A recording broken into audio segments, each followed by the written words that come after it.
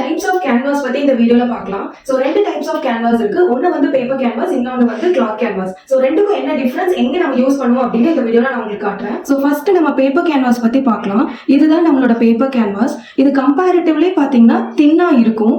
இது நம்ம எங்க யூஸ் பண்ணுவோம் அப்படின்னா நெக் ஃபினிஷ் பண்றதுக்கு, பேட்ச் ஒர்க்ஸ் எல்லாம் பண்றதுக்கு யூஸ் பண்ணுவோம். இது லாங் லாஸ்டிங்கா இருக்குமா அப்படின்னு கேட்டா இது கண்டிப்பா இருக்காது. 2 to 3 வாஷஸ்க்கு அப்புறமே பாத்தீங்கன்னா இது வந்து டேர் ஆகிற சான்சஸ் ஜாஸ்தியா இருக்கு. அண்ட் இன்னொன்னு பாத்தீங்கன்னா உங்க காலர்ஸ் எல்லாமே இந்த கேன்வாஸ் யூஸ் பண்ணும்போது ரோல் அப் ஆயிடும். ஸோ இது பேக்ஸ் இருக்கிற சைடு பாத்தீங்கன்னா right side of the fabric. இந்த சைடு தான் நம்ம கிளாத்தை ஃபேஸ் பண்ணி வச்சு நம்ம வந்து பிரஸ் கொடுக்கணும். அண்ட் ஆப்போசிட் சைடு பாத்தீங்கன்னா இது வந்து ரஃபா இருக்கும், இது வந்து wrong side of the fabric. Next cloth canvas பார்க்கலாம். கிளாத்லயே பாத்தீங்கன்னா ரெண்டு டைப்ஸ் இருக்கு. இது வந்து திக்கா இருக்கும், இது வந்து சாஃப்ட் கிளாத் கேன்வாஸ்னு சொல்லுவோம். இது எங்க யூஸ் பண்ணுவோம் அப்படின்னா காலர்ஸ்ல, வேஸ்ட் பேண்ட்ல, போச்சா பாட்ல எல்லாம் யூஸ் பண்ணுவோம். நம்ம எங்க யூஸ் பண்றோம் அப்படிங்கறத பொறுத்து நீங்க கேன்வாஸை நீங்க சூஸ் பண்ணிக்கலாம். இதோட அட்வான்டேஜஸ் அப்படின்னு பாத்தீங்கன்னா இது வந்து நீங்க எவ்வளவு வாஷ் பண்ணாலும் உங்களுக்கு ஸ்டிஃபாவே இருக்கும், ரோல் அப் ஆகாது, டேரும் ஆகாது. இதே மாதிரி இன்ஃபர்மேட்டிவான வீடியோஸ்க்கு நம்ம பேஜை லைக், ஃபாலோ அண்ட் ஷேர் பண்ணிக்கோங்க.